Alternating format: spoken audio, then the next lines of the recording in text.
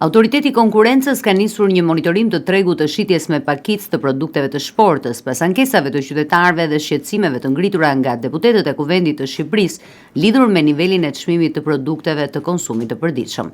Sipas njoftimit zyrtar, monitorimi do të përfshijë supermarketet kryesore që operojnë në vend dhe synon të krijojë një panoramë të plotë të zhvillimeve në këtë treg.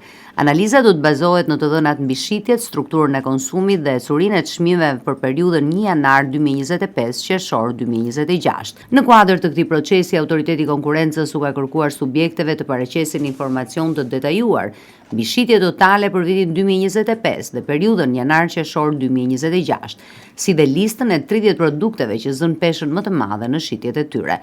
Këto produkte do t'i nështrohen një analizë krahasuese për të vlerësuar sjelljen e tregut dhe zhvillimin e çmimeve.